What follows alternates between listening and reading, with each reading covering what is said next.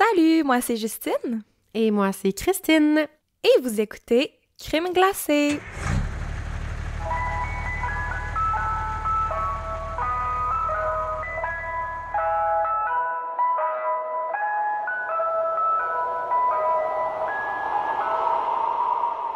Allô la gang!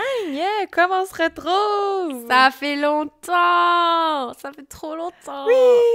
J'espère que vous allez full bien. Premier épisode après notre grande pause des fêtes. J'espère que vous nous avez pas oubliés puis que vous avez pas passé à d'autres choses. Parce que nous, on a pensé à ça quand même. J'espère que vous êtes tous passés à un autre appel. Oui. Mais bon, si vous êtes là, ça veut dire que non. Merci de nous écouter. Bienvenue aux nouveaux. On a eu beaucoup de nouveaux auditeurs depuis notre congé des fêtes. Oui. Fait que bienvenue parmi nous. Oui. Puis j'espère que vous avez eu un beau Noël. J'espère que vous avez pris des bonnes résolutions puis que vous allez les respecter. Puis que je vous souhaite tous une très bonne année. Oui. Bonne année 2025. C'est vrai. Bonne année tout le monde. Bonne année les petits cornets. Si jamais vous voulez entendre un petit recap de notre année 2024, eh bien, ça se passe sur Patreon. Parce que on est revenu il y a quelques jours sur Patreon en premier et nous avons passé une bonne partie de l'épisode, en fait, à se dire nos beaux moments et nos moments préférés et qu'est-ce qu'on a fait pendant nos... qu'on est le plus fiers. Oui, puis nos petites vacances. On vous a jasé ça, fait que si jamais vous voulez aller voir ça, n'hésitez pas. Oui, ça se passe sur Patreon, puis il y a aussi plein d'épisodes bonus, plein de contenu et tout. Fait que pour nous encourager, ça nous ferait vraiment plaisir. Oui. Fait que aujourd'hui, on repart l'année 2025 avec le premier épisode de Justine. J'ai hâte de savoir c'est quoi que tu vas nous raconter. Mais avant ça, on a le shout-out. Oui, c'est vrai. On a une petite annonce à faire, une triste annonce. On veut arrêter de prendre les shout-outs. Là, tous ceux qui nous ont écrit à partir d'aujourd'hui, inquiétez-vous pas, ils sont pris en note et on veut les faire. Ouais. Mais on n'en prend plus de nouveaux parce que, à l'heure où on se parle, les derniers qui nous ont écrit, ça va être en 2026, votre shout-out. Fait que ça n'a pas de maudit bon sens, là. Ça n'a pas de maudit bon sens. Mais tiens, on va peut-être essayer d'en regrouper une coupe par épisode. Ouais. Pour être capable de tout vous lire, puis que ce soit pas trop long, parce que vous avez le temps d'arrêter de nous aimer, de recommencer à nous aimer, puis d'arrêter de nous aimer encore avant 2026.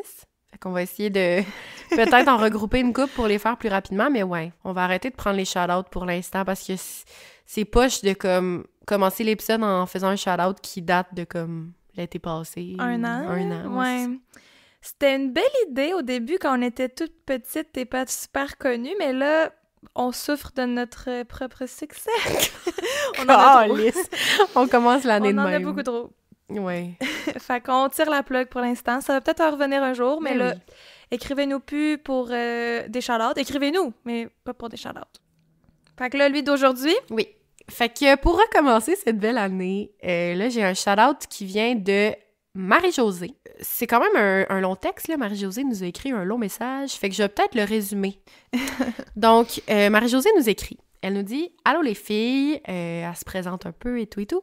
Puis, en fait, elle nous dit qu'elle a fait découvrir notre podcast à sa nièce, j'ai l'impression. Donc, elle fait découvrir ça à sa nièce de 12 ans qui s'appelle Stella. Puis, pendant un voyage qu'ils ont passé ensemble, elle nous dit que Stella a commencé à écouter nos épisodes en commençant par la famille Turpin. Et elle a trippé. Ça l'a amené des super belles discussions entre eux. Puis, maintenant, ils nous écoutent les deux. Donc, elle dit de la part de Stella et de tante Marie-Jo. Fière Cornet. Merci de m'avoir lu. Stella ne sait pas que je vous ai écrit, alors je lui réserve la surprise. Hihi. Donc, shout-out Stella, shout-out Marie-Josée. Oui! Et merci de nous avoir écrit, merci de nous écouter. Bienvenue dans le Club des Cornets, Stella. On vous aime salut full. à vous deux. J'espère que vous avez eu un beau voyage. Je me rappelle quand Marie-Josée nous avait écrit, ça fait un bout. Ouais. Fait que peut-être que Stella est rendue à 13 ans. Oui. Mais dans tous les cas, merci de nous écouter. Puis gros shout-out à vous deux. Oui. Bisous. Alors, là, on reprend notre petite routine. On est un peu rouillé d'avoir fait des enregistrements, mais... Ouais, on dirait que ça fait 1 an là, qu'on a pris une pause, Ouais. mais ça fait 1 mois et quelques semaines. Ouais, c'est Mais spécial. oui, je suis rouillée. Mais bref, techniquement, la prochaine étape, ce serait que tu nous parles de ta crème glacée du jour, de ta saveur du jour. Pour ma saveur du jour, j'ai décidé de lancer l'année 2025 avec probablement ma saveur préférée pour l'instant. OK, je pensais que t'allais dire genre de tous les temps. Ben parce que ça change. Là. Je Mais suis oui, sûre ça que dans un change. autre épisode, j'avais dit autre chose, Ouais. que c'était ma saveur préférée. Mais là, je me dis, gars, je veux commencer l'année du bon pied. Je sens que ça va être une bonne année. Fait que je vais te donner ma saveur préférée.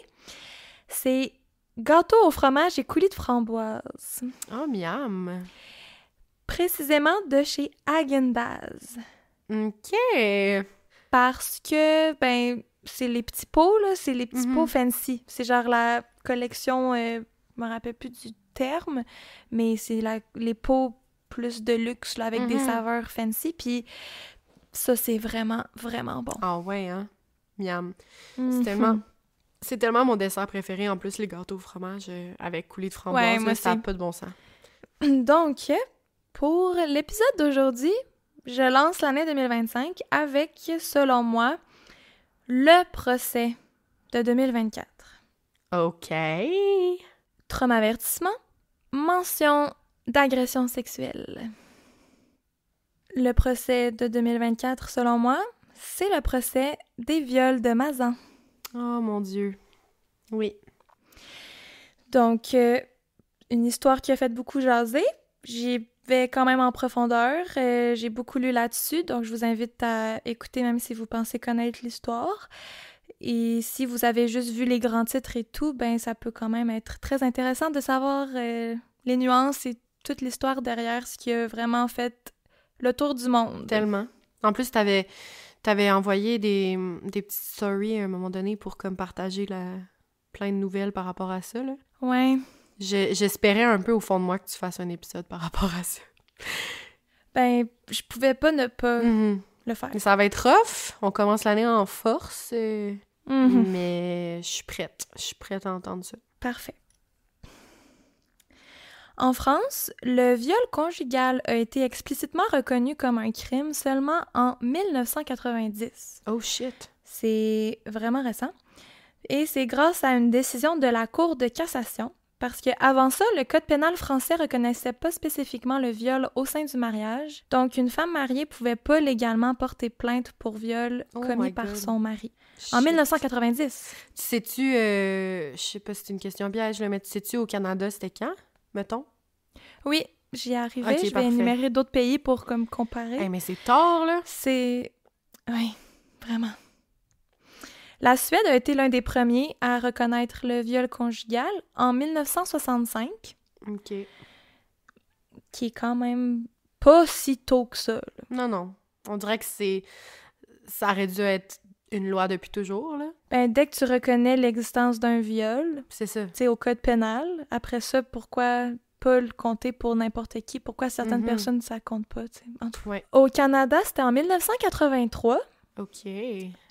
Au Royaume-Uni en 91, aux États-Unis en 93, en Allemagne en 97, Et pelay. au Brésil en 2005, Oh, pelay. en Inde en 2013, en Tunisie en 2017, ainsi de suite. En 2017. Et Seigneur. Ouais. OK. C'est sûr qu'il y en a dans le fond des pays que c'est pas encore reconnu, là. Oui. Il y a même des pays que ça régresse. Là. Ouais, c'est ça. Mais là, pour aujourd'hui, concentrons-nous sur la France, avec, comme je disais, une histoire qui a marqué l'actualité de 2024, celle de Gisèle Pelicot. J'ai vraiment suivi ce dossier-là. Le jugement il a été rendu en décembre 2024. Ça vient tout juste de sortir, donc je me permets enfin de raconter l'histoire. J'attendais qu'il y ait une conclusion avant de la faire. Ça va venir toucher des cordes sensibles, donc je vous invite à prendre soin de vous et d'écouter avec précaution. C'est une histoire super récente et oui, j'ai beaucoup lu sur le sujet, mais je prétends pas avoir la vérité infuse. Et à cause que c'est super récent, puis oui, on a beaucoup d'auditeurs français ou francophones, bref, puis que c'est très complexe comme histoire, ça se peut que des informations que j'ai trouvées manquent peut-être de nuances ou soit pas complètement véridique parce que ça l'a tellement fait jaser dans les journaux qu'on sait que des fois dans les médias, c'est pas tout le temps fiable. Puis ça varie d'une source à l'autre souvent, là, fait que... Oui, vraiment. Fait que je me tiens à ce que j'ai trouvé. C'est toutes des sources disponibles au public et sont toutes en description de l'épisode comme d'habitude pour aller voir par vous-même aussi. Mais, gars, s'il y a eu une erreur, si je dis quelque chose qui est pas vrai, ben je m'en excuse. Donc, je t'emmène dans un petit village tranquille du sud de la France nommé Mazan, où tout le monde pense connaître tout le monde. C'est environ un village de 6000 habitants, je pense en 2021, ça comptait 6000 habitants. C'est pas très beaucoup. Gisèle, c'est une femme d'origine allemande, née le 7 décembre 1952 à Villingen-Schwenningen, dans l'ouest de l'Allemagne. C'est donc Désolée ma prononciation. Mais ça a donc bien l'air le fun à prononcer. On dirait que je t'ai vu le prononcer, puis j'étais genre, wow! Okay. Villingen-Schwenningen. OK!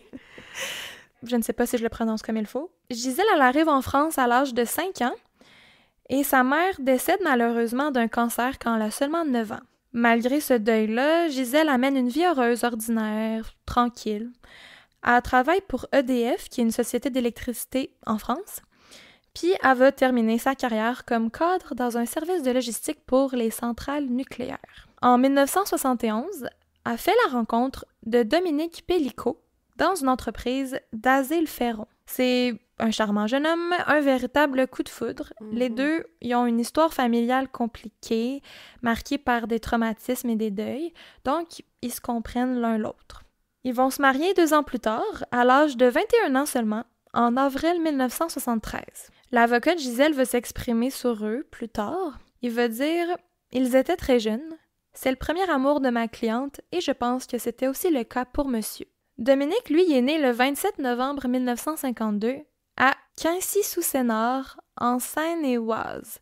Là, je veux juste dire que je ne sais pas comment prononcer ça, puis le dernier épisode que j'ai fait en France, je prononçais mal la région, puis oui, là, c'est vrai. tout le monde me corrigeait. Donc, je m'en excuse, corrigez-moi encore une fois si je le prononce mal. Attends, mais ça, c'était une région en France? Quincy-sous-Sénart, c'est une région en France, en Seine-et-Oise. OK. Ouais, okay. J'ai jamais entendu parler. Non, c'est très... On dirait que j'avais pas compris. Genre, j'étais comme, quel pays? Je comprends rien. OK. Donc, ouais, Dominique, il a vécu une enfance plutôt difficile. Son père, Denis, était quelqu'un de très dur, sévère, autoritaire et qui démontrait pas trop d'amour ou d'affection. Il était violent envers sa femme Juliette et le petit Dominique était témoin des violences que son père affligeait à sa mère. Il va lâcher l'école très tôt, en 5e, puis il rentre directement sur le marché du travail dans les chantiers, très très jeune, là. Je pense que c'est comme 11 ans. Là. Comme j'ai dit plus tôt, il va faire la rencontre de Gisèle, sa future femme, en 1971. Et ensemble, le couple ont 3 enfants. David en 73, Caroline en 78 et Florian en 1986. Vers la fin des années 80, Dominique, il commence à se douter que sa femme est infidèle. Il finit par la confronter, puis Gisèle, elle lui avoue que oui, il a raison. Elle a une relation extra-conjugale.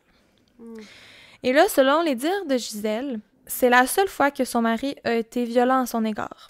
On ne sait pas exactement quoi, mais elle dit que Dominique a explosé de colère, puis il l'a quitté pour une autre femme.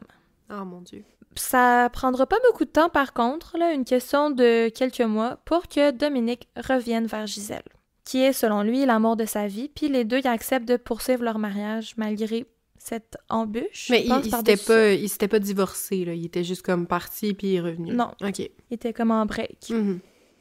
Donc, malgré ce faux pas-là, les deux continuent leur mariage et Gisèle qualifie son mari de « super mec », quelqu'un de bienveillant et attentionné.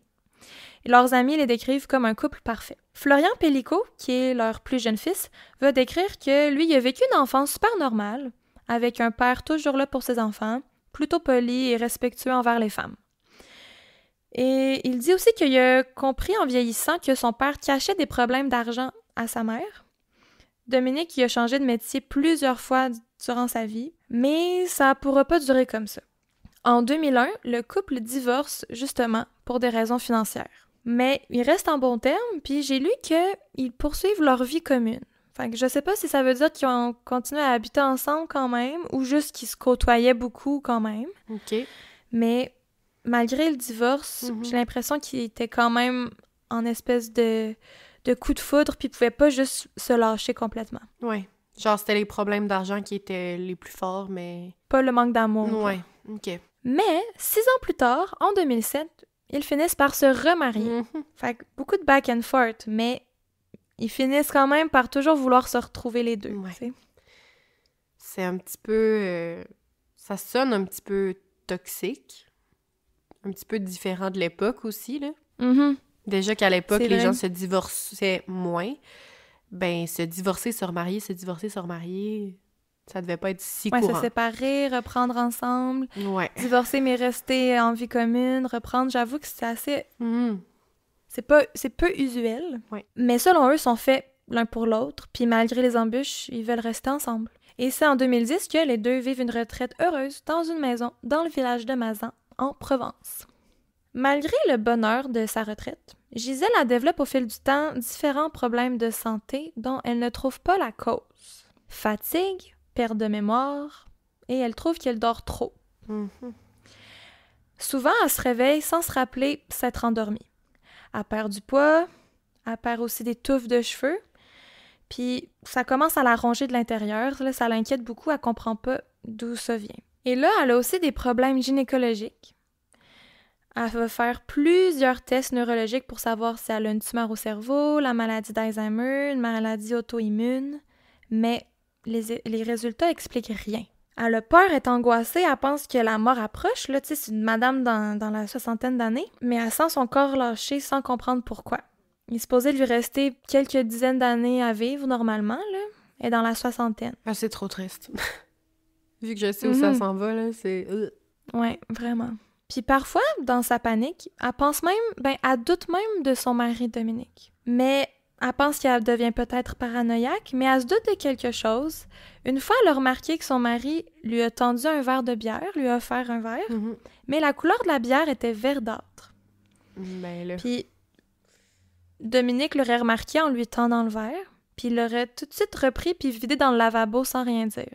C'est assez louche. Ouais, vraiment. Une autre fois, Gisèle a remarqué une tache d'eau de Javel sur son nouveau pantalon, puis elle se souvenait pas d'avoir fait une tache sur son pantalon, surtout pas avec de l'eau de Javel. Fait que là, ça l'a amené à questionner son mari, et une fois, elle lui a dit tout bonnement « Tu me droguerais pas par tout hasard? » Tabarouette. Peut-être qu'elle y croyait plus ou moins, peut-être que c'était... Je sais pas, c'est tellement elle a pas peut-être une sorti un peu à la question blague. que tu dois poser à ton mari, là. Non, pas en tout. Et la réaction de son mari, il est sidéré. Dominique, il fond en larmes, puis il dit « Comment tu peux m'accuser d'une telle chose? » Puis curieusement, Gisèle, elle se sent mieux seulement quand elle est en dehors de la maison en visite chez ses enfants, chez ses amis. Elle va réaliser tout ça seulement bien plus tard. Mais là, ces problèmes de santé à Gisèle, là, ça l'arrête pas. Elle veut profiter de la vie et du temps qui lui reste parce qu'elle sent ses jours comptés. Gisèle et Dominique ils ont maintenant 7 petits-enfants et Gisèle, elle adore son rôle de grand-mère. Elle joue énormément avec ses petits-enfants puis elle passe beaucoup de temps en visite chez eux. Et surtout, Gisèle, elle se sent chanceuse d'avoir son mari, l'amour de sa vie à ses côtés qui l'accompagne à chacun de ses rendez-vous médicaux, qui reste avec elle malgré ses nombreux problèmes de santé dont elle ne comprend pas la cause. Elle aurait probablement vécu le reste de sa vie de retraitée bien normal, bien chill, sans histoire paisible. Elle a eu un mariage mouvementé, comme on a dit, mais somme toute heureux, avec l'homme qu'elle aime. Mais aujourd'hui, comme plusieurs d'entre vous savez aussi, Gisèle est désormais une icône, une emblème féministe, un symbole de résilience et de force. Elle est une héroïne malgré elle, après une découverte choc qui va ouvrir une véritable boîte de Pandore sur les côtés les plus sombres de l'humanité. Préparez-vous bien. Le jour J, c'est le samedi 12 septembre 2020. Dominique Pellicot, alors âgé de 67 ans, arpente les allées d'un supermarché à Carpentras avec son téléphone dans les mains. Les sources disaient un centre commercial, d'autres un supermarché, un magasin. Qu'est-ce qu'il fait avec son téléphone, le cher Dominique? Il traque 3 femmes et filme sous leur jupe à leur insu, comme un gros pervers. Mais un vigile finit par le pogner sur le fait. Là, le gars fouille son sac. À l'intérieur, il trouve un autre téléphone, un caméscope, un appareil photo et des condoms. Bon, il a bien le droit d'avoir ça dans son sac. Mais là, Dominique, il essaie de s'expliquer. Il dit qu'il est sous l'emprise de pulsions en l'absence de sa femme Gisèle. Il dit que c'est plus fort que lui, puis que quand sa femme n'est pas là, il y a des pulsions sexuelles incontrôlables. Et ça fait 1 mois qu'il est parti pour s'occuper de ses petits-enfants à l'extérieur. Fait qu'il succombe à ses pulsions. Pauvre petit. Ouais, fait qu'il filme en dessous des jeux. Mais oui. Mais il assure le vigile en disant « J'ai jamais fait ça avant, c'est pas dans mes habitudes. C'était juste un petit faux pas, désolé. » Le vigile n'est pas dupe. Le vigile n'est pas dupe. Il décide de contacter les autorités et on ouvre une enquête. Mais, vu que c'est quand même pas un crime majeur, on laisse Dominique retourner chez lui. Fait que là, Dominique, il attend nerveusement le retour de sa femme, parce qu'il sait bien que ça va finir par se savoir, il y a une enquête sur lui. Et quand elle revient, les larmes aux yeux, il lui annonce ce qu'il a fait. Il lui dit, et je cite, « J'ai fait une bêtise, j'ai été surpris en train de filmer sous des sous-vêtements de femme. » OK. Comment tu réagis à ça? Eh Seigneur, ça m'écoeure. Puis c'est genre l'affaire la moins pire dans toute l'histoire. C'est ça. Gisèle est sidérée, comme nous, et comme tout le monde le serait. Selon elle, en 50 ans de mariage, son mari n'a jamais eu un comportement déplacé ou des propos obscènes à l'égard des femmes. Elle trouve ça vraiment random, elle comprend pas ça sort d'où. Et étant une femme résiliente, en amour avec son mari, ben elle le pardonne. À une condition, c'est qu'il lui promette qu'il aille chercher de l'aide, puis Dominique y accepte. T'sais, après 50 ans de mariage, tu te dis « Hey, on en a vu des vertes et des pas mûres, t'as fait de quoi de bizarre, mais je t'aime pareil. » Ouais. Mais comme faire ça à cet âge-là, à 67 ans, mettons, j'ai l'impression que ça vient pas... c'est pas arrivé de même. Ouais. Non. Ça vient de quelque part. Ça serait surprenant que ça soit un cas isolé. Ouais, c'est ça. Mais effectivement, jusqu'à maintenant, le casier judiciaire de Dominique, il est vierge. Mm-hmm. Mais 10 ans auparavant, le 31 juillet 2010, il avait été surpris dans un centre commercial de Seine-et-Marne pour des faits similaires. Fait que, comme tu disais, c'était pas la première fois. Il filmait sous des jupes de jeunes filles à l'aide d'une caméra cachée dans un stylo. Mais voyons donc. Il avait plaidé coupable et il avait seulement payé une amende de 100 €. Puis sa femme, elle le savait pas à ce moment-là? Genre, elle a pas su cette histoire? Non. OK. Mais pour avoir de l'équipement autant précis puis high-tech qu'une caméra dans un stylo, là, c'est que tu fais ça souvent dans ma tête. Ben oui, puis que où tu l'as trouvé, mettons, là, cette caméra-là dans un stylo? Genre, sur quel site tu vas? Genre, qu'est-ce que tu fais, comme... Puis pourquoi t'aurais besoin de ça? T'es pas un agent secret, là. Mais c'est ça. Ça traînait pas chez vous, là. Genre, il a pas fait ça comme un amateur, là, mettons. Oui, il s'est fait pogner, là, mais tu sais, il a pas fait ça avec son cellulaire, là. Une caméra dans un stylo, là. Faut que tu y penses en esti, que tu prévois toute ton affaire, là. Ouais, fait que ça fait combien de temps qu'il faisait ça avant, là, ça. avec son petit stylo? Mais bon, aucune tâche à son dossier, et il a continué de vivre sa vie comme si de rien n'était. Mais là, ce coup-ci, heureusement, en 2020, ben on ouvre une vraie enquête. Et Dominique, il sait qu'il est dans la merde. Mm-hmm. Il y a une enquête préliminaire qui est ouverte, et les policiers saisissent le téléphone de Dominique, son ordinateur, ses disques durs, et ce qu'ils ont trouvé est inimaginable. Aucun s'attendait à trouver ça. Peut-être un peu de pornographie, hein, ok, un petit pervers, mais non. Oh là là que non. On trouve d'abord des milliers d'échanges de Dominique sur un site qui s'appelle coco.fr, des échanges sur un salon de discussion baptisé « À son insu ». Tabarouette, ça en dit long. Pire titre. C'est un forum dans lequel un nombre inquiétant d'hommes échangent et discutent sur des rapports sexuels obtenus à l'insu de leur partenaire, donc en les agressant sexuellement. Dominique explique sur ce forum-là qu'il drogue sa femme avec du Temesta, qui est un puissant anxiolytique, et il écrase ça dans son dîner du soir. Et ensuite, il invite des inconnus du forum dans la chambre conjugale, chez lui, pour les laisser agresser sexuellement sa femme pendant son sommeil infligé. C'est terrible. Vous m'avez bien entendu. Mm-hmm. C'est sur ce site-là, qui est ouvert à tous, là, faut pas aller sur le dark web là, pour ça. Coco.fr, je pense que ça a été shut down, là, mais ça aurait pu être comme Reddit un peu. Ben oui, puis n'importe quel autre... Genre, c'est sûr qu'il va y avoir d'autres sites qui vont être, qui sont pour les mêmes raisons, mettons. C'est juste que là, ils ont oui, dans c'est lui, pas le mais seul. genre, c'est sûr que c'est pas le seul. Là. Ouais. Sur coco.fr, Dominique, il donne des consignes très claires et strictes sur les procédures. Il a écrit qu'il faut échanger sur Skype avant, et une fois chez lui, les invités doivent se garer à distance pour pas que les voisins se doutent de quelque chose. Ils doivent pas porter de parfum, ni avoir fumé une cigarette pour pas laisser d'odeur quand Gisèle va se réveiller. Oh my God. À leur arrivée, ils doivent se déshabiller dans la cuisine, se laver les mains et chuchoter pour ne pas faire de bruit et risquer de la réveiller. Et ils doivent faire attention que leurs mains soient pas froides pour pas la réveiller non plus. Hey, honnêtement, là, c'est dégueulasse. Que tu penses que, genre, l'homme de ta vie, genre, l'homme que t'aimes, te fasse ça, là. C'est épouvantable. C'est dégueulasse, ça me... Ah! Fait que là, les policiers, ils tombent là-dessus, mais tu sais, tu peux te dire, peut-être qu'ils s'inventent une fantaisie tordue et dégueulasse, puis ils écrivent comme une espèce de fanfiction sur le web de comment je violerais ma femme. Oui, complètement dégueulasse. Mais qu'est-ce qu'il dit qu'il fait pour vrai? Peut-être qu'il s'invente tout ça dans sa tête puis il se fait des scénarios. Ouais. Mais l'affaire, c'est que Dominique, c'est un fin collectionneur et il filme et note tout. C'est un petit classique, ça, là. De garder des trophées, entre gros guillemets, là. Les enquêteurs fouillent une clé USB ou un disque dur, selon les sources, qui appartient à Dominique, et ils tombent sur un dossier intitulé « Abus ». Ben voyons. Tu sais, il est straight to the point. Il se force pas... Non. À son insu, aucune subtilité. abus, direct au but, là. Sur ce dossier, il trouve 20 000 vidéos et photos de Gisèle Pellicot, inconsciente, en train de se faire violer par son mari ainsi que plusieurs autres hommes.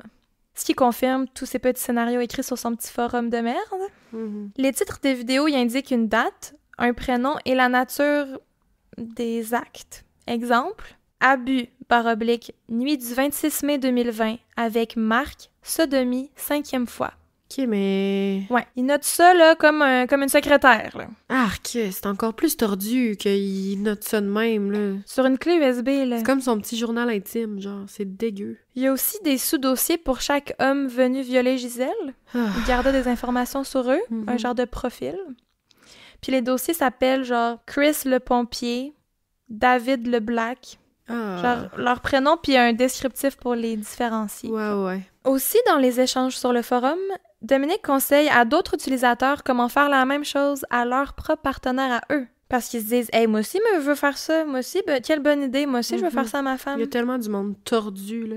Ouais, c'est dégueulasse. Puis, il y en a même un qui veut faire ça à sa mère sur le forum. God!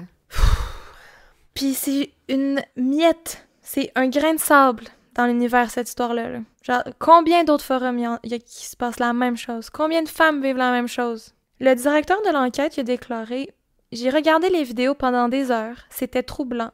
Bien sûr que ça m'a marqué. » Son collègue a dit « En 33 ans de carrière dans la police, je n'avais jamais vu ce genre de choses. C'était sordide, c'était choquant. » Puis genre, c'est ça, là, mettons, de ce forum-là, le forum où allait Dominique, c'est sûr qu'il y en a plein d'autres là-dessus qu'on pourrait pogner, là. Si un des forums s'appelait « À son insu », ben il devait en avoir d'autres du même type ou même pire, là, tu sais. Au total, 200 viols sont recensés par plus de 90 hommes différents, mais principalement Dominique. Et les vidéos datent de juillet 2011 à octobre 2020.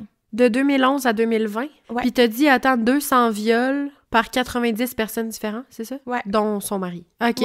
Ouais, excuse, je voulais juste être sûre que j'avais bien compris les bons chiffres, là. Dans les sources, ça dit jusqu'à octobre 2020, mais il a été pogné en septembre 2020. Ah, yark. Fait que c'est comme s'il avait continué après, ou je sais pas trop, mais... Ben, au début de l'enquête... Attends, il a été pogné au magasin, là? Ouais. Ouais, ça veut juste dire qu'au début de l'enquête, il a sûrement continué parce qu'il était comme « Ah, ils sauront pas ça. » Dégueulasse. Pendant 10 ans, il a fait ça. Ah, c'est terrible. Pauvre petite madame, là, ça me fait tellement de la peine, là. Ça a pas de sens. Là, les policiers sont choqués. Ils sont genre « OK, c'est une beaucoup plus grosse enquête qu'on pensait. » Ils vont prendre 2 mois à bâtir leur dossier. Et le 2 novembre 2020, on veut convoquer Dominique et Gisèle au commissariat de Carpentras sans rien préciser outre l'incident du supermarché. Fait qu'ils jouent le jeu. Ils sont comme « Oui, venez au poste pour parler de la petite caméra en dessous des jupes. » Fait que là, les amoureux, le couple, soudés, qui veulent passer par-dessus cette épreuve-là, déjeunent ensemble, tranquilles, puis se rendent ensemble au bureau de police. Et à leur arrivée, on amène Dominique dans une autre pièce et un policier invite Gisèle à s'asseoir. Oh my God, c'est ça le pire, c'est qu'elle sait pas tout ça. Comment tu veux dire ça? Comment tu dis ça à quelqu'un? C'est littéralement gâcher sa vie, là. Changer toute sa perception du monde. Ouais. Ça amène à poser la question, est-ce que tu veux vraiment savoir? Ben c'est ça, je me dis que elle, pour son bien-être, il aurait quasiment fallu genre la bloquer de comme tout ça, mais c'est impossible, là, tu sais, tu peux pas juste... Ben non. C'est pas comme dans Harry Potter, là, tu peux pas juste effacer sa mémoire, là, je veux dire... Exact. Ça marche pas de même, ils ont pas le choix d'y dire, là, sinon on comprendra pas qu'est-ce qui se passe avec son mari. Là. Exact, puis c'est dans son droit de savoir, Ben mais oui. tu sais, après coup, tu dois te demander des fois, est-ce que j'étais mieux de vivre dans l'ignorance? Ouais, elle est brisée après, là. Fait que là, elle s'assoit, et on lui pose des questions sur son mari. Là, Gisèle, elle se doute de rien. Elle dit « Ah, mon mari, c'est un type formidable, c'est un homme bien. » Et on lui commence à lui poser des questions un peu bizarres. On lui pose, par exemple, « Est-ce que vous avez déjà participé à des séances d'échangisme? » Et genre, non, pas du tout. Parce que eux, ils essaient de comprendre. Ils espèrent que ces vidéos-là, c'était peut-être bizarrement consensuel. Un jeu de... Ouais. De faire semblant de... Il amène le sujet, mais il voit clairement qu'elle est complètement confuse. Elle dit « On a une sexualité normale, moi puis Dominique. Quelquefois, il veut qu'on... Il a déjà parlé d'échangisme, mais j'ai toujours dit non parce que j'aime pas ça être touchée sans avoir de sentiments. » Oh boy. Et là, le policier lui dit « Je vais vous montrer quelque chose que vous n'aimerez pas. » Et là, il lui montre une photo. Au début, Gisèle, elle reconnaît pas les deux personnes sur la photo. Et là, je vais la citer. Elle dit « On me demande si je vois bien que c'est mon lit et ma table de chevet. Et je ne me reconnais pas au premier abord. Au bout de la 3e photo, j'ai demandé à arrêter. Tout s'effondre. L'édifice familial construit pendant 50 ans. Je pensais qu'on était un couple fusionnel. Je ne comprends pas et c'est très dur d'accepter ce que je venais de voir. Ma seule envie était de disparaître, alors que je devais l'annoncer à mes enfants. Je me disais que j'allais prendre ma voiture et en finir, mais ça n'a duré que 10 secondes, car j'ai pensé à mes enfants. » Aïe, aïe. Est-ce que les photos qui lui ont montré, c'est elle et son mari? Je sais pas, mais c'est elle et quelqu'un d'autre. OK. Je sais qu'elle était vêtue de vêtements un peu érotiques, là, puis comme je possède pas ces vêtements-là, ils sont pas à moi. Fait qu'il l'habillait et tout, là. Puis elle a aucun souvenir de toute façon d'avoir vécu ça, genre, puis d'avoir été filmée, Non. pris en photo, etc. Exact. Là.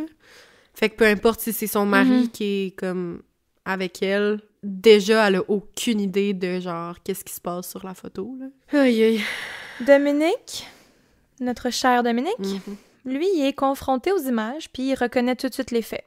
Je pense qu'il s'attendait, il s'était mindé, puis il remercie même les policiers de l'avoir soulagé de ce fardeau. Ouais, genre il était plus capable de vivre avec lui-même, là, mais ferme donc ta gueule. Genre ta femme, tu penses qu'elle va être capable de vivre avec cette information-là un coup qu'elle va l'avoir appris, là, comme... Ben Toi, oui, t'étais c'est au ça. courant, là, pendant toutes ces années-là, puis tu continuais, là. Puis là, tout de suite après ses aveux, il est formellement accusé d'agression sexuelle. Gisèle est renvoyée chez eux, accompagnée d'une amie au moins. Et là, elle doit tout annoncer à ses enfants. Elle va raconter plus tard que les cris de sa fille sont à jamais gravés dans sa mémoire. Je sais pas comment je réagirais, je comprends pas. C'est incommensurable, c'est impensable. Non. Ses 3 enfants sont descendus à Mazan puis ils ont tout de suite vidé la maison. Ils n'ont plus aucune photo de famille parce qu'ils se sont tous débarrassés de tout ce qui était lié à Dominique. En quelques jours, là, tout ce qui reste de la vie de Gisèle, c'est une valise puis son chien Lancôme, un petit bulldog français. Hey, mais c'est fou parce que là, les enfants, là, comme, ils font le deuil de leur père, mais il est encore vivant. Puis c'est fou, là, t'as vu tes parents, ben, ils n'ont pas été là tout le long, mais je veux dire, tes parents ont été ensemble pendant 50 ans, t'es as toujours vus ensemble, t'es as toujours vus heureux, puis là, du jour au lendemain, il faut que tu te fasses une toute autre image de tout ça, puis il faut que t'acceptes, genre, que tout ce que t'as vécu, c'est faux. Oui, puis tous tes souvenirs te remettent en question. Là. Chaque soir, tu te dis « Hey, quand je revenais chez nous après avoir visité mes parents, qu'est-ce qu'ils faisaient? » En tout cas, c'est... Oui, puis elle, genre, le pire, c'est comme...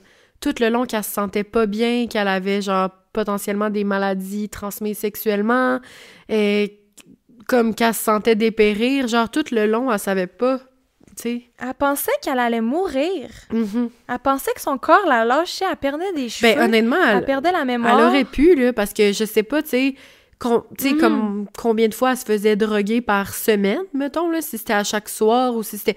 Peu importe, genre, elle aurait vraiment pu y passer, là, je veux dire, elle aurait pu faire une overdose quelconque ou, genre, perdre des facultés, là. Clairement, là, c'est sûr que c'est pas bon se droguer de même, là. Gisèle ne reverra plus Dominique jusqu'à ce qu'il se retrouve face à face au tribunal d'Avignon en septembre 2024. Donc... direct, là, elle coupe les ponts. Pendant 4 ans. Pendant 4 ans, elle l'aura pas vu. Gisèle est traumatisée, mais calme et distante, selon ses psychologues. C'est un mécanisme d'adaptation qu'on voit quand même souvent. Elle est comme trop sous le choc, là. Puis elle a pris la décision aussi, veut pas, de rester en vie, là, parce que elle disait que sur le coup, c'était de s'enlever la vie, mais qu'elle avait pensé à ses enfants. Fait qu'après ça, ton corps, il te protège, là. Il veut pas que tu... Mm-hmm. Malgré qu'on parle d'elle comme une forme de courage, de résilience, elle a dit qu'à l'intérieur est un champ de ruines. Elle décide de pas garder l'anonymat. Normalement, dans les procès d'agression sexuelle, souvent on voit ça, les victimes veulent pas être nommées.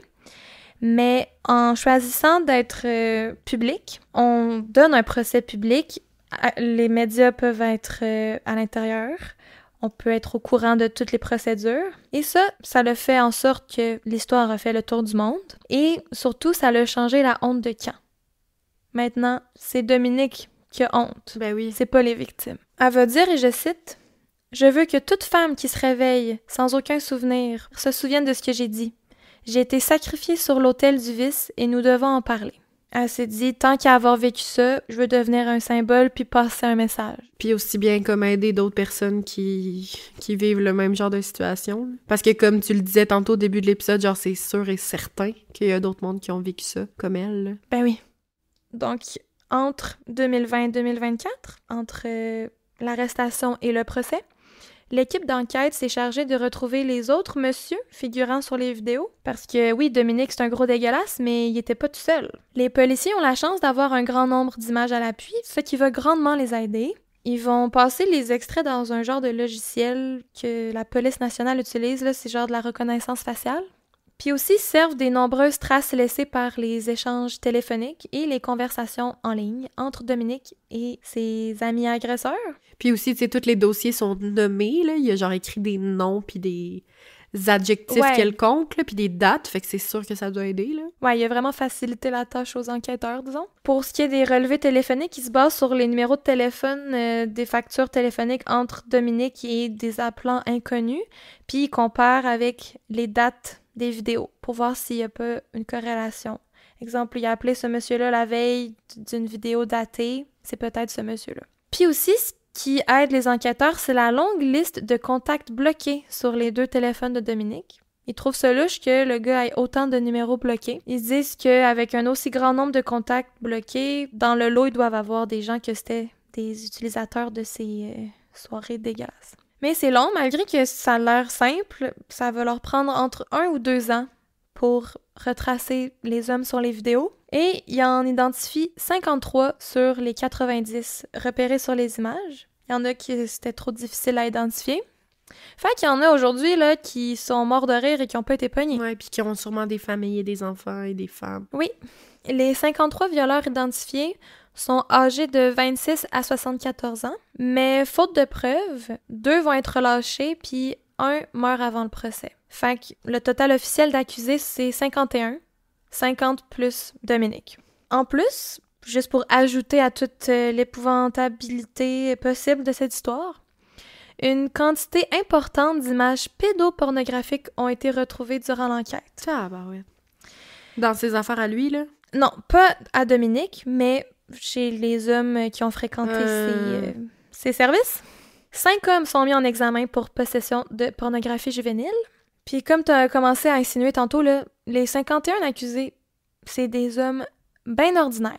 Des retraités, des pompiers, des militaires, des gardiens de prison. Ils viennent tous de Mazan ou des alentours de Mazan. Qui est une petite ville, là. Oui, c'est ça. Un village. Oui, 6 000 habitants, là. Puis il y en a au moins 90 qui étaient prêts à violer une madame inconsciente. Ah, C'est c'est terrible. énorme. C'est sûr qu'il y en a tellement plus que ça sur leur petit forum Ben oui. pis tout, là. C'est terrible, là. Ça fait peur. Hey boy. Gisèle, là, qui habite dans ce village-là, là, pis qui côtoie... Genre, après, Ben. là, qu'est-ce que tu dis? Genre, les gens qu'elle croise à l'épicerie, les gens qu'elle connaît, c'est sûr qu'elle en connaissait aussi là-dedans, là. Il devait avoir plein de potes, là, à Dominique, là. Ah! C'est sûr, là.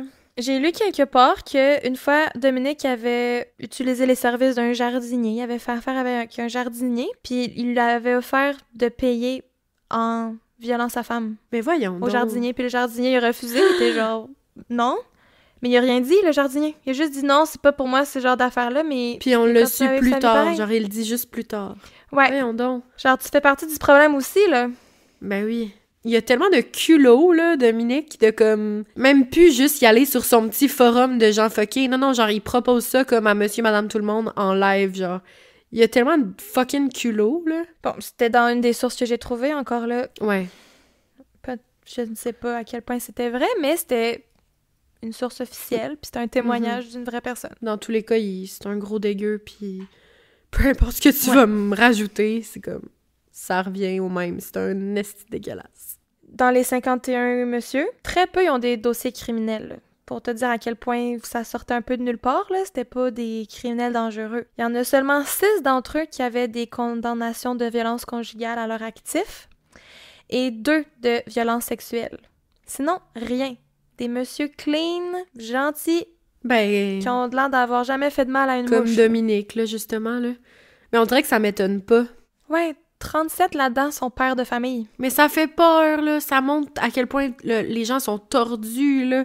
Puis il y a des gens partout dans le monde, là, qui diraient oui à ça, mettons, là. Qui sont capables de faire ça, puis d'après ça, mettre un masque, puis d'agir comme la personne la plus normale ever. Ouais, c'est ça. Puis de continuer leur vie, puis d'être prof au primaire, puis professeur d'éducation physique, puis docteur, puis peu importe, genre, c'est fou, là. Oh, c'est terrible. C'est ça, c'est des hommes de notre société là, qu'on côtoie tous les jours. Mm. Parce que les monstres, là, ça n'existe pas. Tu sais, les monstres, les Ouais, créatures ignobles, là. Dans la Mm. vraie vie, ça n'existe pas. Les gens qui font des actes monstrueux, là, ben c'est des messieurs. C'est notre épicier, notre jardinier, notre père, notre ami, notre voisin. C'est épeurant, là.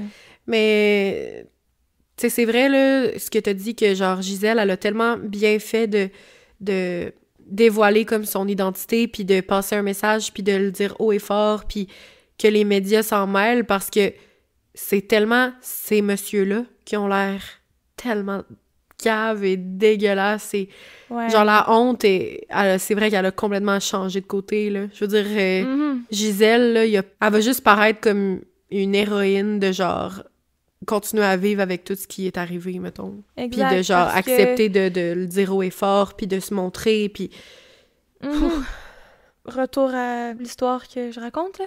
Ouais. On va aussi trouver sur l'ordinateur de Dominique des photos de Caroline, sa fille, Oh, yark, non.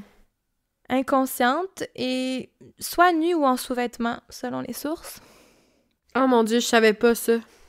Non, c'est seulement des photos, pas de vidéo, puis on saura jamais plus.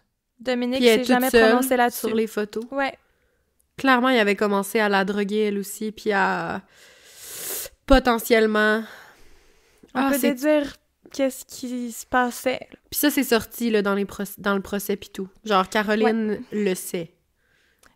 On rapporte par la suite là, que une des petites filles de Dominique l'aurait aussi vue une fois dans sa jeunesse, son grand-père la prendre en photo, elle et sa sœur, pendant un bain de minuit dans la piscine. Elle aurait remarqué ça, mais Dominique, lui, il nie complètement le tout. Ben, c'est sûr qu'après, là, tous tes souvenirs d'enfance, tu repenses à tout, puis tu te dis comme...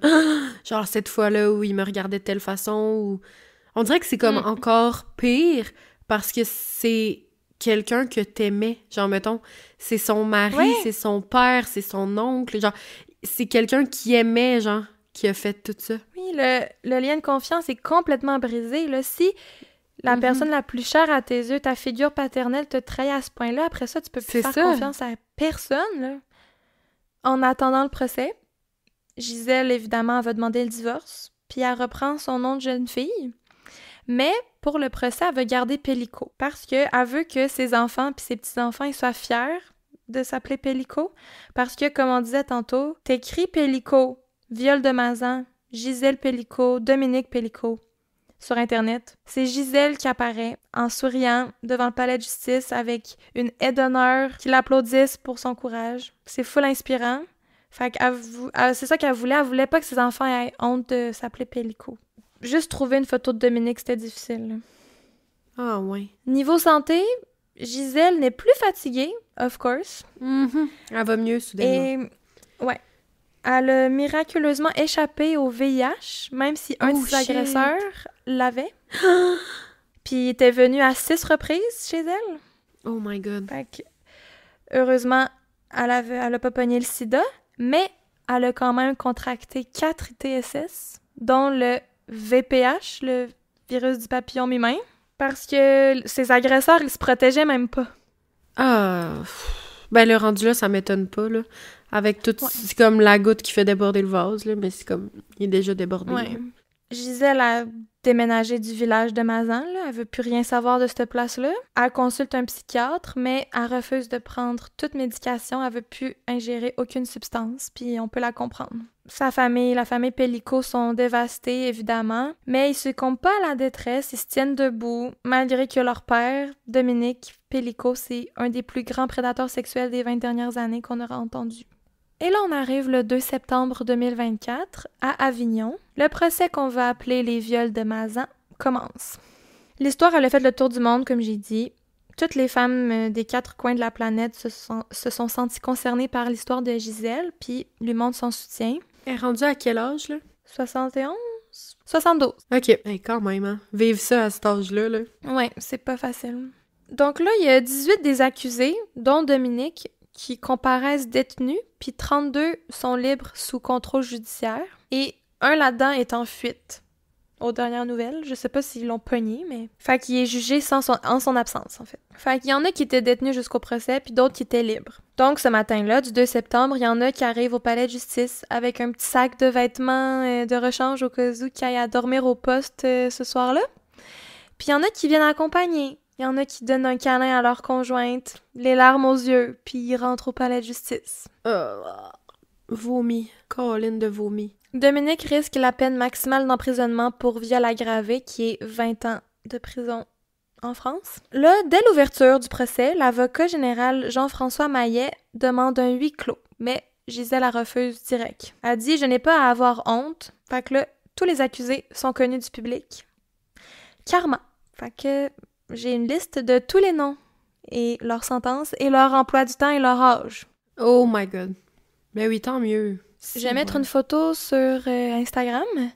De la liste? On les voit pas des messieurs. Okay. Parce que on les voit pas vraiment de face, là. Ils sont toujours dos aux caméras, mais on les voit puis ils font dur, là. C'est des losers, là. Mais moi, je comprends juste pas qu'il y en ait qui avaient des accompagnatrices, mettons.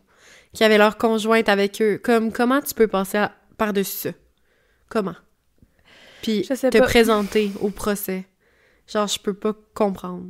Ben, peut-être que tu trouves ça épouvantable, mais tu le pardonnes, je sais pas, ou que t'es pas trop au courant, puis qu'il a un peu minimisé la situation, ou qu'il dit qu'il est innocent, puis qu'il est accusé à tort. Ouais, puis que c'est pas lui sur la photo. Ouais. Bref. Dans les premiers jours du procès, le mari de Caroline, fille de Dominique et Gisèle, il est venu à la barre des témoins. Puis, un avocat de la défense l'interroge sur les années de perte de mémoire de Gisèle, de ses rendez-vous médicaux infructueux, puis l'avocat, il lui dit comment la famille a pu ne pas se rendre compte de ce qui se passait. Comment vous avez fait pour pas réaliser ce qui se passait? Comme si c'était de leur faute de pas avoir compris ce qui se passait. Je suis comme, ben, c'est ton client, là, qui a fait ça, mon grand. Et le mari de Caroline, qui s'appelle Pierre, veut répondre, mais vous oubliez une chose, c'est que vous pouvez pas imaginer l'inimaginable. Parce que, of course, là, ta mère, ta belle-mère, là, elle a des trous de mémoire, elle se sent pas bien.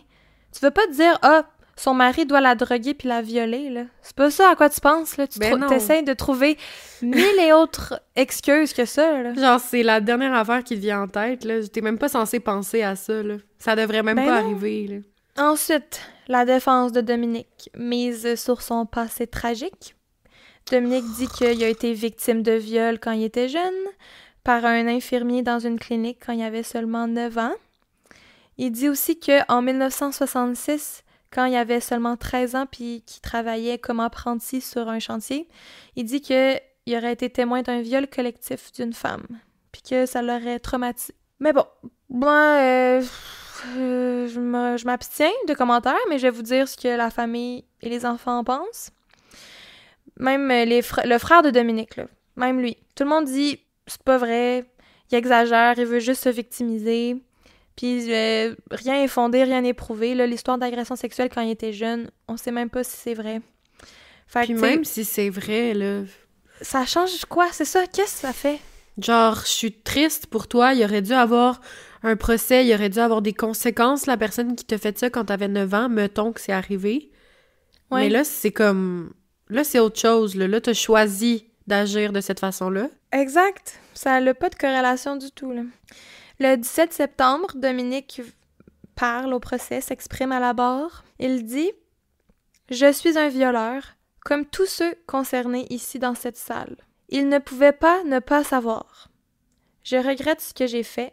Je demande pardon, même si ce n'est pas pardonnable. » Il dit, genre, tous ces gars-là, là, dans la salle, ils l'ont fait autant que moi.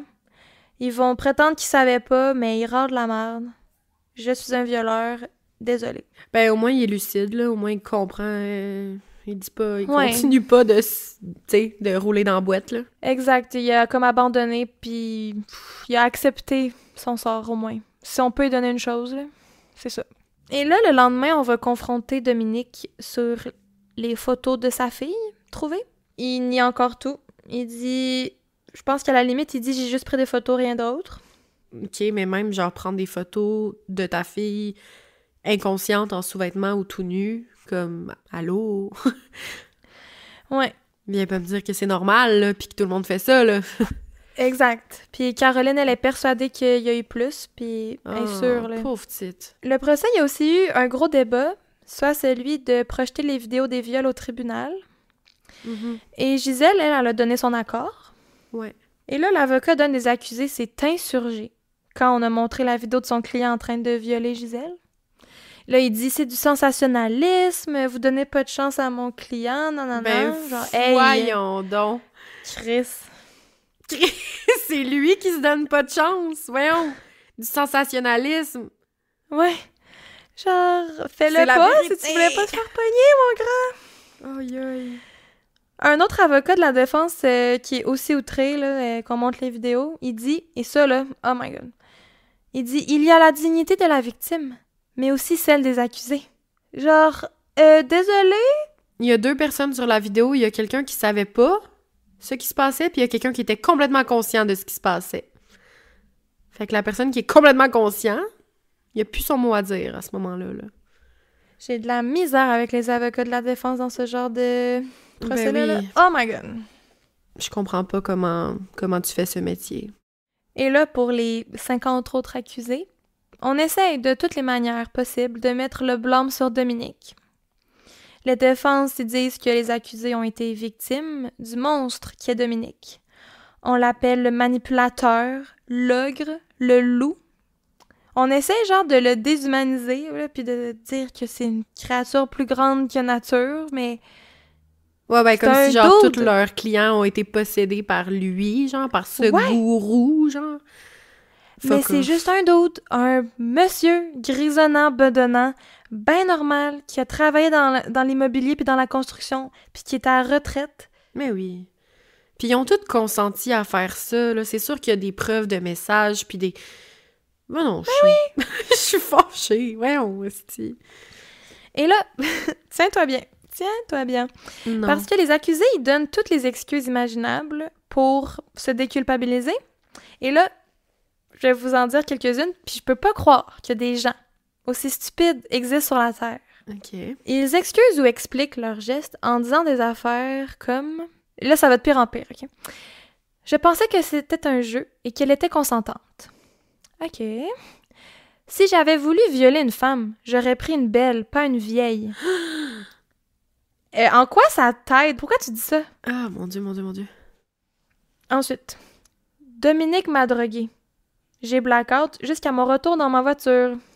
Ben oui. T'es venu quand même jusque chez eux, t'as chatté sur le groupe à son insu, pareil. Non, c'est ça. T'attendais à quoi? En tout cas. Un autre dit « On est des violeurs dans les faits, mais pas violeurs dans l'âme. » OK. Excuse-moi. Oh. OK, monsieur le poète. Il y en a un autre qui dit « Ça a juste duré 5 minutes. » Genre... C'est pas vrai. On dirait que c'est une genre, joke. si je te tire une balle puis tu meurs en 1 seconde, c'est-tu moins grave, genre? Je comprends pas. T'es mort pareil, tu sais. Est-ce que c'est cave? Un On dit dirait une joke. « Je ne l'ai pas entendu ronfler, j'ai des acouphènes. » Ah. Genre... Quoi? Quoi? Ça se peut pas. Y a-t-il quelqu'un qui a ri en entendant ça? Je sais T'sais, pas. un moi, rire j'ai jaune, ri. là, mais un rire de genre... Tu me niaises-tu? Un autre dit « Ce n'est pas moi sur la vidéo. Ça doit être mon sosie. Ah, » OK. ouais. Un autre. Son mari me dit que je pouvais. Ouais, Ok. ouais. Parce qu'on sait tous que, genre, les maris ont le droit de veto absolu sur leurs femmes, genre. Ouais. C'est genre l'excuse d'un enfant de 5 ans, genre... Oui. Billy me dit que je pouvais le faire, fait que je l'ai fait. Oui, Ouais. c'est ça. C'est moi la vraie victime dans cette histoire, parce que je ne savais pas que j'étais filmée. Oh my God. Pardon. Il y en a un qui a juste dit « J'y ai pas pensé. » Bon. J'y ai Fait qu'il a pas pensé que c'était un viol. Genre. OK. OK, mais c'est tellement inquiétant. Vas-y, excuse. Oui, c'est très inquiétant. Mais la pire, je savais pas qu'elle dormait, je pensais qu'elle était morte. OK. Dans quel monde? Merci de nous apprendre que T'es nécrophile? ça te dérangeait pas. Ouais, c'est ça. Hey, c'est tellement inquiétant que tous ces gens-là, genre... Ils sont encore dans les excuses. Comment quelqu'un peut penser comme ça? Ça me fait peur. Ça me fait vraiment peur. On accepte de présenter les vidéos des viols au procès et on demande au public et aux journalistes de quitter la salle. L'avocat de Gisèle dit « Si l'on souhaite changer la société, il faut qu'on ait le courage de se confronter à ce qu'est véritablement le viol, dans un dossier, justement, où il est exceptionnel d'avoir la représentation précise et réelle de ce qu'est un viol et pas simplement une description sur un procès verbal. » Là, ils ont l'opportunité, malheureusement mais heureusement, de montrer vraiment la gravité de la situation. Fait que pourquoi pas le faire? Parce que si on le fait pas, ça fait juste protéger les accusés, ça protège pas les victimes. Et le verdict est finalement rendu le 19 décembre 2024. L'ensemble des accusés est reconnu coupable. Les 51. Ouais, les 51 accusés. Dominique, pour avoir drogué son ex-femme pendant une décennie, en la livrant comme objet sexuel à une 50aine d'hommes recrutés sur Internet, il reçoit la peine maximale, 20 ans de réclusion criminelle avec une période de sûreté des 2/3. Et les 50 autres, les peines s'échelonnent genre de 3 ans, dont 2 de sursis, à 20 ans de prison. Fait qu'il y en a qui vont passer 1 an de prison avec 2 ans en libération conditionnelle. Ouais, c'est ça. Puis d'autres qui sont revenus plusieurs fois parce que ce qui changeait souvent la condamnation, c'était ceux qui revenaient. Il y en a qui sont venus 6-7 fois, genre. Dans ma tête, je comprends que pour certains, il y a comme une différence de gravité, dépendamment de qui, de quelle personne on parle. Mais selon moi, comme un viol, c'est un viol. Puis tout le monde qui était à ce procès-là ont fait le même geste, que ce soit 1 ou 6 fois. Puis ils ont tous eu la même pensée. Puis ils ont tous amené cette pensée. Tu sais, ils l'ont tout fait. Ils ont tout... Ils sont tous dangereux. Ils ont tout agi, ouais. Ils ont tout pensé à ça. Ils ont tout... C'était tout prémédité, c'était tout assumé. Comme il y a personne qui montre de remords, on dirait. À part peut-être Dominique pendant une fraction de seconde qui fait juste abandonner, puis parce que nous, il s'en sauvera pas, là, ciboire. Fait qu'il y aurait tout dû être enfermé comme le même nombre de temps, selon moi, là. Oui, je trouve aussi. Genre, je trouve ça bien qu'ils ont tous eu une condamnation, mais... Ouais, me semble En dans tout cas. les plus longues condamnations, c'était 12 ans.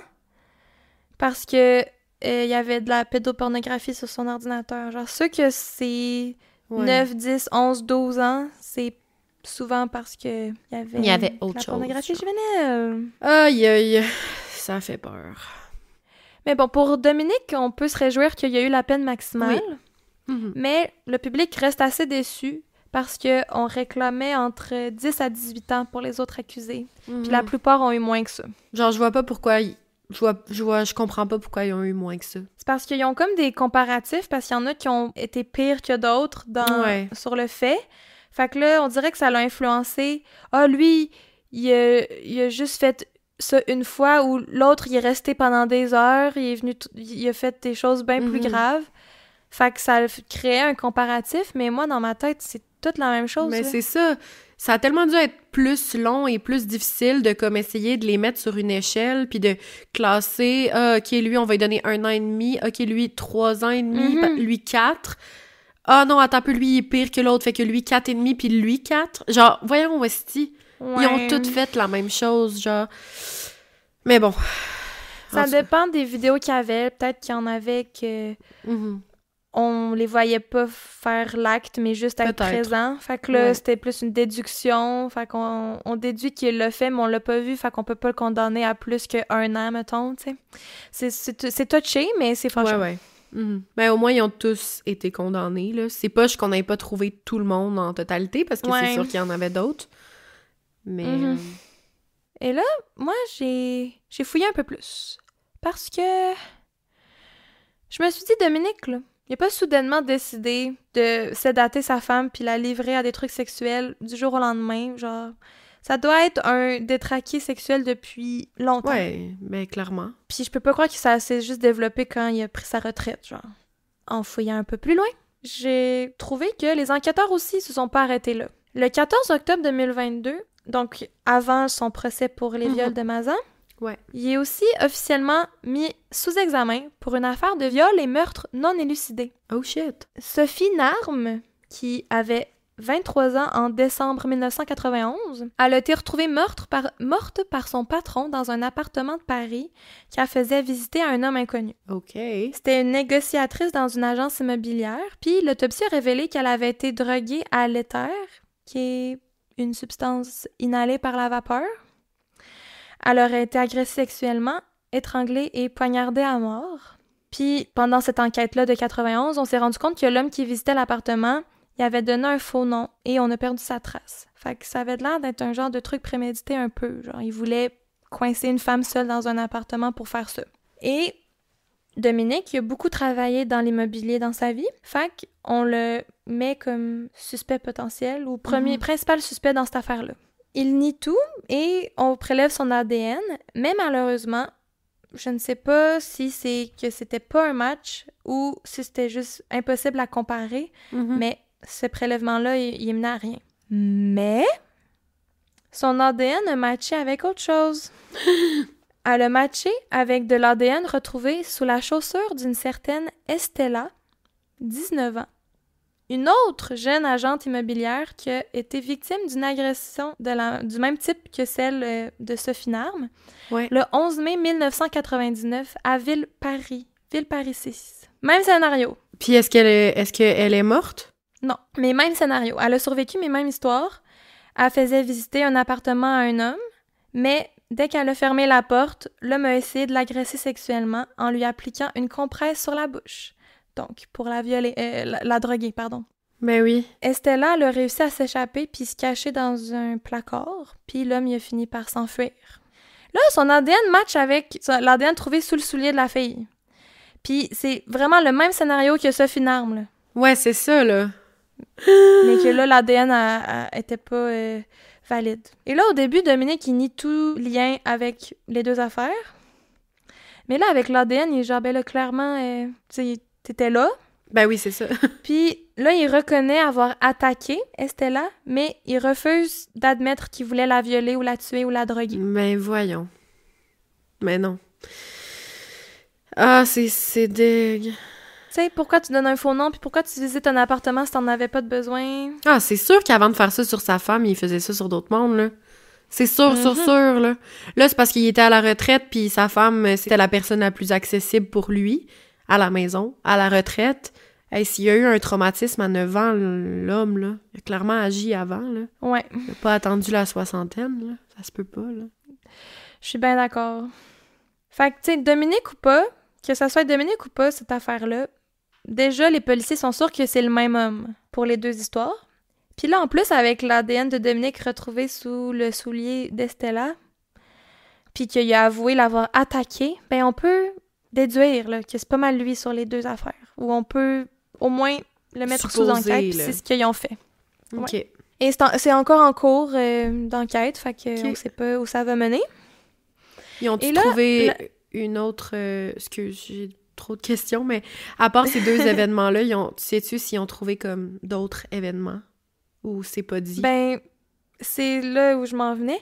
Oh, OK. C'est pas tant clair à quel point c'est des dossiers solides, mais la police sont actuellement en train d'étudier 5 autres dossiers entre 1980 et 2010, des dossiers d'agression sexuelle là, qui essayent de relier à Dominique Pellicot. Oh shit. Fait qu'on a potentiellement affaire à un violeur en série, là, et peut-être un tueur.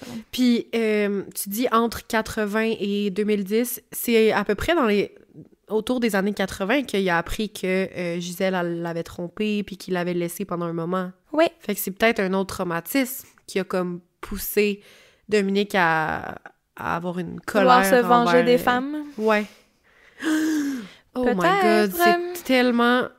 J'espère tellement qu'ils vont arriver à quelque chose. Dans ces dossiers-là, ils sont presque tous similaires. Il y a 2 agressions envers des agentes immobilières qui ont eu lieu à Vannes et Valenciennes. En région parisienne, il y a eu un viol à Rambouillet, une tentative de viol à Chelles et finalement un meurtre commis à Berre-l'Étang dans les Bouches-du-Rhône en 2000. Mais dans ce dossier-là, contrairement aux autres, il n'y avait pas de drogue. L'attaquant n'a pas utilisé de drogue. Mais à part ça, c'est comme un peu le même modus operandi. Tout ça pour dire que Dominique est loin d'avoir terminé de côtoyer la justice. Malheureusement, pour conclure, là, la grande oubliée de ce procès-là, je trouve que c'est Caroline, la fille de Dominique et Gisèle. Elle doit vivre dans l'ignorance ou l'incertitude. Elle sait pas jusqu'où son père est allé. Elle sait juste qu'il y a eu des photos d'elle trouvées sur son ordinateur, puis c'est pas assez solide pour aller en procès. Tu sais, il peut juste dire, ben c'est des photos. Puis il peut dire qu'elle était consentante, elle faisait juste fermer les yeux. Tu sais, c'est rendu sa parole contre la sienne. Ben, rendu là, vu qu'elle est comme encore jeune, c'est peut-être une chance qu'elle, elle sache pas. Tu sais, dans le sens que, tu sais, tantôt, on se disait, genre, peut-être que Gisèle, elle aurait été mieux de jamais savoir tout ça. Ben, peut-être que c'est comme...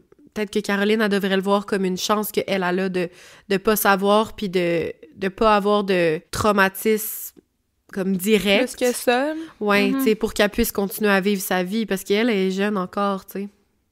Ouais. Je sais pas. C'est terrible, là, elle doit s'imaginer comme le pire, là, c'est sûr, mais de pas avoir de souvenirs concrets, c'est peut-être ce qui lui permet de continuer, tu sais, sa vie, puis de... Je sais pas. Non, j'avoue. Mais il doit avoir une partie d'elle qui doit toujours se demander.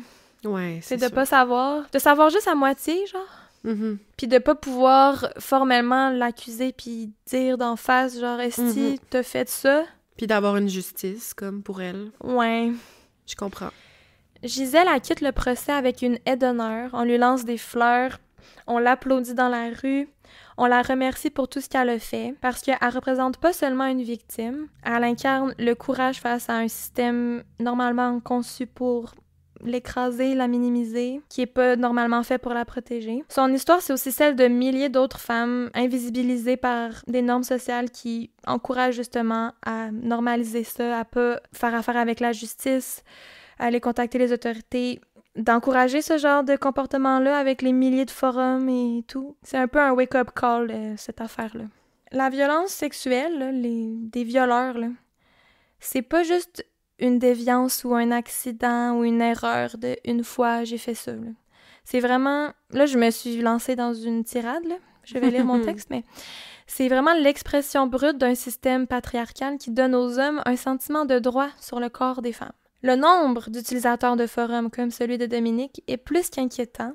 Le nombre d'hommes qui sont passés sur un forum intitulé « À son insu » puis qui ont juste continué à scroller. Le nombre de catégories pornographiques parle d'elles-mêmes. Les plus populaires sur Pornhub, c'est genre teen, stepdaughter. Ouais.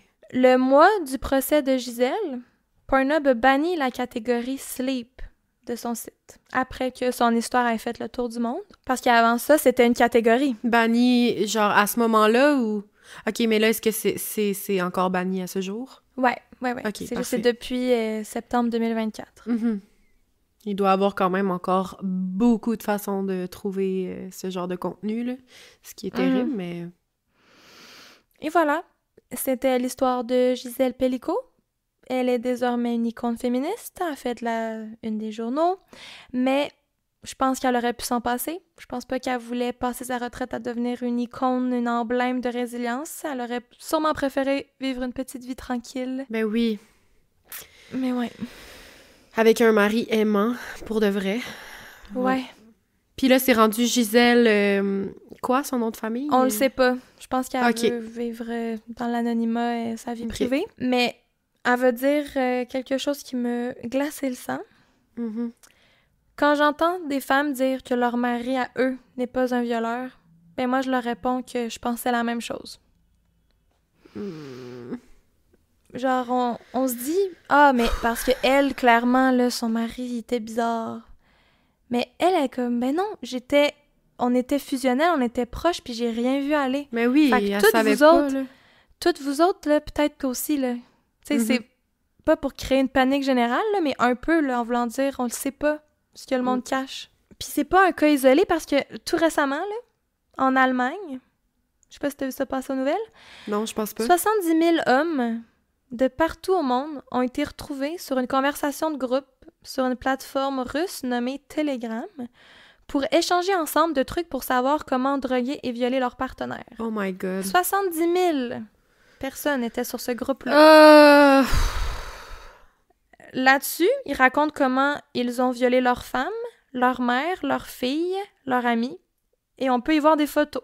On parle aussi de sédatifs, quels sédatifs utiliser, puis des sites internet qui vendent des sédatifs dissimulés dans des produits pour les cheveux, pour droguer les victimes. Genre, ça a de l'air d'une bouteille de shampoing dans ton armoire, mais c'est de la drogue. Ah, c'est terrible. Fait que je vous laisse là-dessus, sur cette vision d'horreur. Tellement. C'est dans le monde dans lequel on vit. Ça fait peur de penser que ça peut être complètement tout le monde, là. Que fort probablement, j'ai déjà côtoyé, connu quelqu'un, genre, qui pourrait être sur ce forum-là. Tu sais, dans le sens... Ben oui. Crime, t'as commencé ça fort, l'année 2025? Ouais, je peux aller de moitié, là. C'est ça l'expression? T'es pas allé avec le dos de la cuillère, comme mon père, il dirait. Ouais. Crème glacée. Ah, mon Dos Dieu. de la cuillère. Oui. Mais c'est complètement fou comme histoire. On dirait que si je me mets à y penser trop longtemps, je vais virer crack dingue, là. Moi aussi, ça... Parce que je vais virer paranoïaque, puis Mais dans c'est la ça. folie, puis dans un peu comme le désespoir, là, genre on pourra pas s'en sortir, là, c'est trop profond dans la société, dans la mentalité de trop de monde, genre, on dirait que je suis comme défaitiste un peu, mais faut pas, là, faut garder espoir. L'être humain est complètement cray-cray, puis dysfonctionnel, puis brisé, puis... Faites attention à vous et à ceux que vous aimez. Vraiment. Faites attention à vous. Soyez prudents dans tous vos faits et gestes. Écoutez votre instinct, mais... Oui, vraiment. Rarement on est folle. Rarement on overthink, là. Mais oui. Je vous le dis, là, suivez votre instinct. Oui. Puis aimons-nous entre femmes. Soutenons-nous entre femmes. Puis... Oui. Puis encourageons les hommes qui sont nos alliés. Oui. Puis... Vraiment. Ramenons-les avec nous, parce que je trouve que le féminisme, ça peut diviser, puis exclure les hommes, mais moi, je vous dis, je vous accueille à bras ouverts. Mais vraiment, pour pas que, justement... On vous aime, les bons garçons, là, parce que... C'est ça. Ouais, tournez-vous pas du côté sombre de la force, là. Exact, puis les hommes qui sont déjà peut-être un peu frustrés, sachez que vous êtes les bienvenus à changer, à devenir des bons alliés. Ouais, puis ces groupes-là, là, ces mentalités-là toxiques, là, c'est pas la solution, puis au final, là, vous allez être encore frustrés. Aimons-nous, Cybole, puis Oui. faisons attention aux gens qu'on aime. C'était un très bon épisode, Jus. Merci.